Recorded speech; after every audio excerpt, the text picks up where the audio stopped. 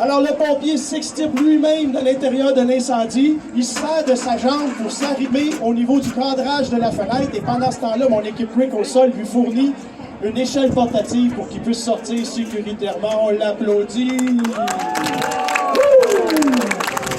Évidemment, on est en mode pratique. Hein. C'est important pour nous, la santé et sécurité au travail, mais habituellement, on n'a pas ça. Oubliez ça, là. On est au feu. Ça peut être le deuxième, le troisième étage. Imaginez-vous sortir la tête première, s'amarrer un cadrage de fenêtre, sans cordage. C'est épeurant, mais c'est notre seule porte de sortie. Quand on est rendu à faire un Mayday, parce qu'il n'y a plus d'autres façons de s'en sortir. Alors, c'est pour ça qu'on a besoin de notre équipe spécialisée. On va faire une deuxième manœuvre, plus rapide, moins formatrice, mais on y va dans le fond, on se donne. Vas-y, mon ami, l'échelle est déjà installée. Même manœuvre, on a vu. Il se projette le corps en avant, il se sert de ses avant-bras pour faire un pivot, ses pieds atterrissent parfaitement sur les échelons, on arrive au sol, on a un deuxième pompier sauvé, bravo! Hey, la prochaine manœuvre est un petit peu plus compliquée. Pourquoi? Parce qu'on va avoir un pompier inconscient. Hein? On est toujours au deuxième étage de cet édifice. Les pompiers, vous le savez, on travaille toujours 2 par 2 minimum. On est une unité, on est une équipe. Alors là, j'ai un pompier qui est inconscient au sol et vous allez voir la manœuvre pour pouvoir le sortir. Et donc, il n'est plus là, il n'est plus avec nous. On ne sait pas ce qui est arrivé, il a eu quelque chose sur la tête, il est inconscient, il ne bouge plus, il est inanimé. Alors, j'ai un pompier qui vient prendre position dans l'échelle. Celui-là est conscient, on s'entend? Oui? Celui-là est conscient. Il prend position dans l'échelle.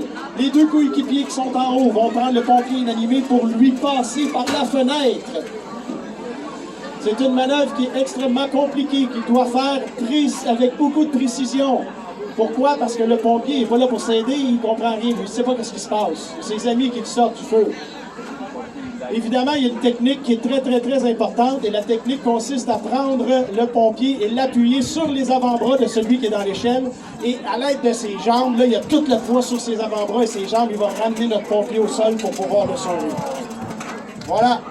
Hey, n'oubliez pas que le pompier qui est inanimé, là, on parle d'un pompier d'environ 90 kg, 200 livres, plus une cinquantaine de livres pour l'équipement. Fait que c'est 250-260 livres sur l'avant-bras de notre cher pompier qui descend sécuritairement jusqu'au sol. Du cordage. Ils vont également glisser une échelle portative. Cette échelle portative va servir de civière, mais surtout de levier. On va voir comment on va faire la manœuvre. On regarde ici la petite subtilité. Regardez comment ils ont placé l'outil au sol. On a appuyé l'échelle par-dessus. Pourquoi? Pour créer un espace pour pouvoir les prendre facilement. On a retiré l'appareil respiratoire de notre pompier. On a gardé son cercle de vie ici. C'est important, on lui a laissé son masque. Pourquoi? Parce qu'on est dans un environnement de fumée, il y a de la flamme partout, ça brûle, il fait chaud. On veut conserver ses poumons intacts, donc on lui a laissé son appareil respiratoire. Mais on sert de son cylindre et de son harnais pour l'attacher, pour l'arrimer. Comme j'ai dit, c'est un levier, c'est une civière. Maintenant, on va le passer directement par la fenêtre. On l'a attaché au niveau des mains. Et sur le gazon, sur la terrasse, sur le pavé, bon, on tire notre pompier pour l'amener en lieu sécuritaire. Yes, sir, mon petit bonhomme, t'es le prochain qu'on sauve? Oui, non? OK.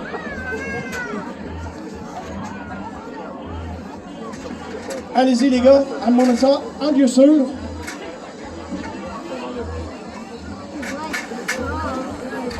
Wow! Hey! 4 en 4.